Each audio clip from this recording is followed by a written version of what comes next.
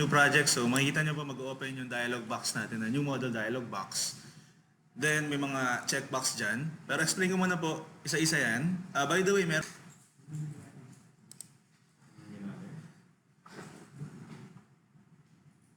new project. So makikita nyo po mag-open yung dialog box natin, na new model dialog box. Then may mga checkbox dyan. Pero explain ko muna po isa-isa yan. By the way, meron ditong connected project. Ito po.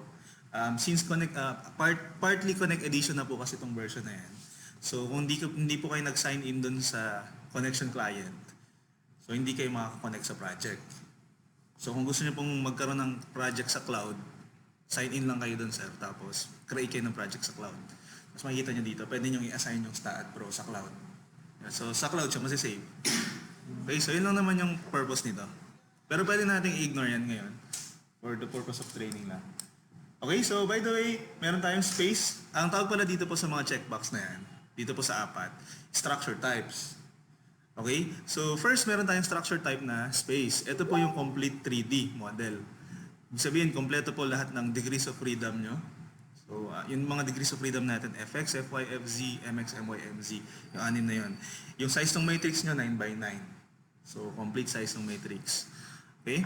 Then, meron tayong plane na structure type. Yung plane naman po, 2D lang po ito. 2D lang. Size ng matrix nyo is 3x3.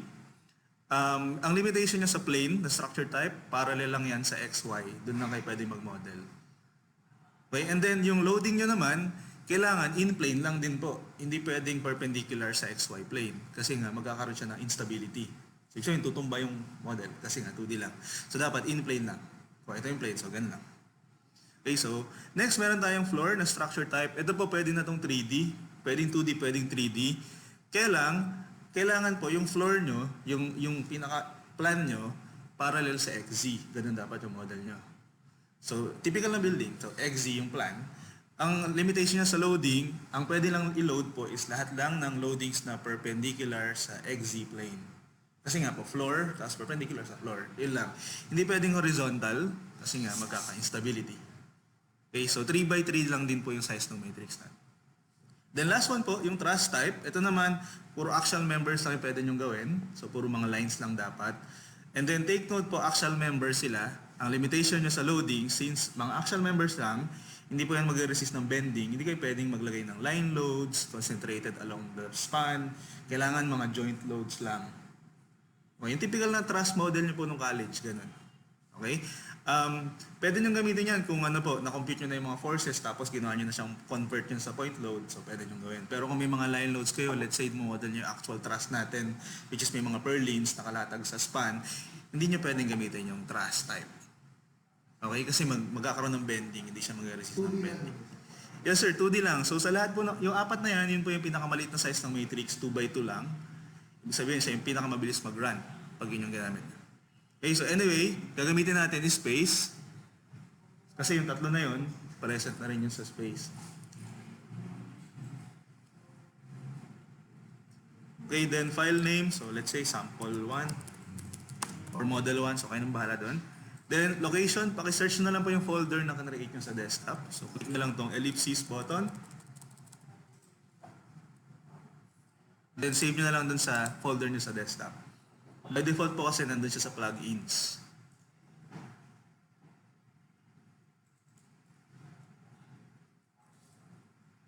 Okay, so medyo maraming files po yung kinreate ni Staad Pro. More than 20 files yan. So, mas okay kung every project po naka-folder kayo. By the way po, ang file extension ni Staad Pro ay .std file. So yung ibang file, iba-iba yun. Mayroon .txt, .dgn, so marami. Okay lang i-delete nyo iba, wag lang yung .std. Kasi yun yung pinaka-Staad file nyo. Okay, yung ibang files po na makikita nyo, more than 20 plus, ano lang yun, makikita nyo lang yun kapag naka-run analysis na. So ibig sabihin, mga analysis files yun. Na yan, yung analysis file na yun yung ini-input sa RCDC para makapag-design siya. Pag nilalaman nyo, babalik yan. Yung model nyo, sir. Yes, sir. By the way, yung STD file, hindi lang Staad Pro. Pwede nyo siyang i-open sa Notepad. Right-click, open with Notepad. So, kung mga advanced user na kayo, kahit Notepad lang, makapag-model kayo. Basta kabisado nyo yung Staad Editor. Staad Editor. Okay, then unit natin, meter kilonewton. So default na lang tayo, click next. And then sa next dialog box po, pinapapili lang niya kayo kung ano yung gusto nyong unang i-model. So pwede kayo mag-start dun sa beam, plate, solid. So yung mga intermediate user, so doon sila nag-start sa add beam, add plate, or add solid. So yung mga advanced user naman, usually nag-start sila sa open Staad, structure wizard o kaya Staad editor. So kung beginner, so let's say beginner tayo lahat dito. So doon kayo sa last one, yun yung blank. Edit job information. Okay, then finish.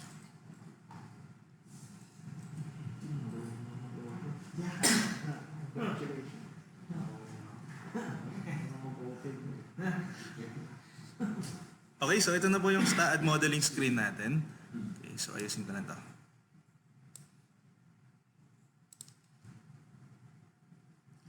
Okay, explain ko muna po yung part ng modeling screen. By the way, itong modeling screen ni V8i, iba siya dun sa Connect Edition. So siguro po tomorrow, pakita ko naman sa inyo yung Connect Edition. Okay, pero i-master muna natin to. Okay, so explain ko muna po yung first part na importante, yung nasa top, yung meron pong file, edit, view tool, select, geometry, yun yung menu bar. Okay? Lahat ng mga commands na gagamitin nyo kay Staad Pro, nandun po, dun yung makikita. Actually, sa lahat ng mga nakikita nyo dito, ang hindi lang mababago sa Connect Edition, yung menu bar. So, itong menu bar. So, mas okay po kung mag-independent kayo dito sa menu bar. Kasi sa next version, hindi kayo mahihirapan. Yung iba po kasi, nag-self-study, masanay sila sa mga icons. Kaya lang sa Connect Edition, wala na. Papalitan na lahat ng icons. So, mahihirapan sila. Okay, so gagawin natin, menu bar gagamitin natin. Okay, para ready na kayo sa Connect Edition. Okay, yung mga icons naman po, yun yung mga toolbars. So lahat naman ng toolbars na yan, makikita nyo sa menu bar. So okay lang kahit nandyan yan. Okay, meron lang dito toolbar na importante. Actually, hindi ito napalitan sa Connect Edition. Ito po, makikita nyo itong may mga cube. Yan, so yun yung tinatawag natin na, actually dito nakalagay rotate toolbar, pero view yan, view. Okay, so nilagay ko lang doon. So ito po yung front view, and then rear, left side view, right side view, plan view, bottom, then yung default view, isometric view. Okay, so ang nangyari lang dyan sa Connect Edition, same pa rin yung icons, nabago lang po ng kulay, naging blue lang, instead of yellow. So yun po, magagamit natin yan. Okay, and then, next part, meron tayong, ito pong iba-ibang kulay, yung bar na yan. So yan tinatawag natin na mode bar. Okay? Yung mode bar po, yan po yung mga plug-in kay Staad Pro na pwede nyong gamitin. So usually, kung meron kayong mga license niyan, ang workflow natin is from left to right. Modeling hanggang makarating kayo sa desired location nyo. So yun yung modes. Okay, and then next part, meron tayo, ito po naka-vertical, nasa side. Yan, so dalawa yan, dalawang column. So yung nandito sa left, yung setup hanggang sa design, yun yung tinatawag natin na pages. Okay, by the way, bawat mode, napapalitan po yung pages. Let's say, sige po, lipat kayo dito sa steel design. Napapalitan po yung pages. May mga unique pages po kada mode. Okay, so balik ko lang sa modeling. And then yung pages natin, naka-arrange na po from top to bottom. Isa-isahin nyo na lang po. So, pababa. Okay, so yun yung pages. Then, next, meron tayong, yung nasa right side na column, okay, nakalagay lang doon, job. So, itong column na yan, yan yung tabs. So, meron kayong pages, meron kayong tabs. Ito naman mga tabs, napapalitan yan pag lumipat kayo ng page. Sige po, lipat muna kayo sa general page para mapakita nyo. General page. So, meron silang unique na tabs. Naka-arrange na rin po yan from top to bottom. So, ganun na po yung workflow nyo. Sa mode bar, from left to right. Sa pages, saka sa tabs, from top to bottom. Hanggang makarating sa baba. Okay, so yun yung magiging workflow natin. Okay, so hindi ko lang sure kung tinuturo to sa training center. Pero alam ko sa training center, pinapadiretso agad sa study editor. Tapos pinagta-type sila ng joint coordinates. Tapos nagta-type na sila. So, prone kayo sa error doon kapag nagsimula kayo sa study editor.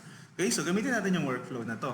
Okay, and then next part, ito pong dialog box na to, yung modeling dialog box. Dito tayo mag-model. And then meron dyang hindi na delete na square sa lower left. Ito po. So ito yung tinatawag natin na global axis. So merong global coordinate system sa Staad Pro, nakabase lahat po dun sa axis na yon. So positive axis po yun yung mga yun. So positive x papunta doon, positive z papunta dito, then yung y naman, positive vertical. Okay, so importante po kasi kay Staad Pro yung sign. So kung nag-minus sign kayo, sa negative side siya mapupunta. Kaya ganyan tayo Y up, Y up yan. Okay, so global axis. Okay, and then kailangan maging dependent kayo dyan pagdating sa modeling. Sa modeling nyo lang gagamitin yan. Okay, then next part, ayun po, yung dialog box sa right side. Itong dialog box na to, tinatawag natin yung tab dialog box. Okay? So itong tab dialog box, napapalitan yan pag lumipat kayo, siyempre ng tab. Sige po, try nyo lumipat ulit sa general. Okay, sa general page, naka-click property tab. So napalitan yung dialog box dun sa right side. So ibig sabihin, parang nag-input lang kayo ng information, lahat ng information dun mapupunta sa right side. As you go along sa mga tabs. Okay, so parang na lang, fill up lang. Okay, and then last part, yung nasa bottom, ayun po, nakalagay for help, press F1. So yan yung status bar. So actually, yung iba hindi pinapansin yan, pero malaking tulong yan, ng status bar. Kasi i-guide niya kayo kung ano yung next step, nakasulat din sa baba. So sabihin niya, click node, click beam, and so on. So nakalagay dyan. So mamaya makita niyo, mapapalitan niya. So since wala pa kayong model, ganun lang yung nakasulat. Okay, so yun yung modeling screen po ni Staad Pro. Okay, so start na po tayo sa model number 1. Okay, so syempre po ang first step natin po is set up. So set up. Kasi yun yung pinaka-default nyo makikita eh. So yan yung first step. Set up page and then job tab. Ibig sabihin mag-fill up ng information dun po sa right side. Okay, so actually ano lang to, optional lang. Kasi nga makakapag-model kayo kahit kayo mag-input ng information. Okay, so actually makikita nyo lang po yung mga information dyan kapag nag-print na kayo ng report. Sa title block, yun lang naman. Okay? Siguro wag na natin munang lagyan kasi alam nyo na yan. Ano lang yan, optional. Okay, so i-highlight ko na lang. Ito po, madalas ini-skip nila yung more button. Okay? Huwag nyo po i-skip yan. Kasi nga, dito nyo makikita yung click. Makikita nyo po dyan yung count. Yan. So dito nyo malalaman kung kailangan nyo na ba ng advanced analysis engine o hindi. Ayan po. So makikita dyan, 20,000 count and so on. Ayan po. Lumalabas siya dun sir sa output, di ba? Analysis output. Yes sir. Yes sir. Makikita nyo din doon. Okay, so ito yung pinaka-summary po ng model, Structured Information Dialog Box ngayon.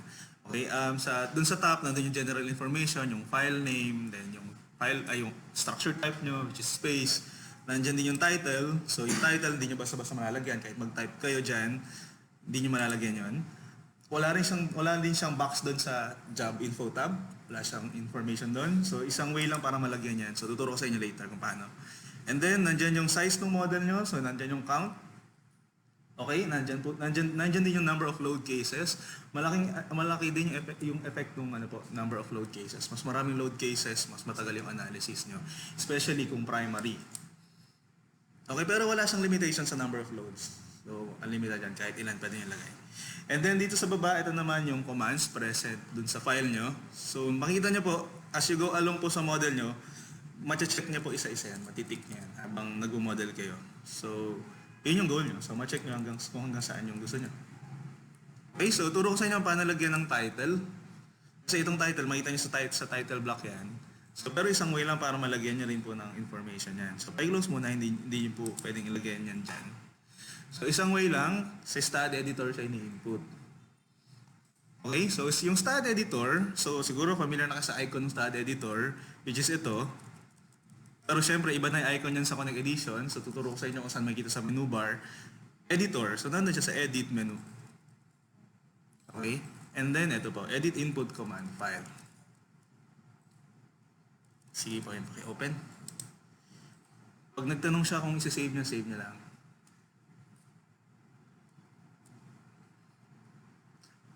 Okay, so ito yung bagong Staad editor. So same lang din ito ng Staad editor nung Connect Edition. Ganto po. Okay, so meron na kayong outline, meron na kayong ribbon, tapos ito yung pinaka parang notepad nyo. Nagkaroon lang siya ng bracket sa mga commands natin, tsaka line number. Okay, so pakita ko muna sa inyo, explain ko muna yung mga information kapag blank pa yung model. So ito yung lagi nyo makikita kapag wala kayong model. So una, nagsisimula siya sa word na Staad, lagi pong yan yung first. Then yung second word sa first line, yun po yung structure type. So pwede nyo palitan, gusto nyo gawin trust, gusto nyo gawin plain, so pwede nyo edit, parang notepad lang yan. Okay, so yung title, ini-input po yun, dun din sa first line, sa yung pangatlong word. So, doon nyo po i-input. So, ano pong bahala kung anong gusto nyo. Model number 1, sample, let's say sample. Model number 1. Okay, so wala siyang limitation kung maglagyan nyo ng space or ano naman. So, yun po. May lalabas na error kung naglagay kayo ng number na ayan, balibaliktad kasi yung mga bibs na. Okay, so basta ito yung ating last step for modeling. Yung column, ayusin niya yung column. Select column mo, tapos member incident. Redefine incidents. I-close mo yung bin mo. I-check mo para makawala. Yung bin. Volkswagen Terramont, made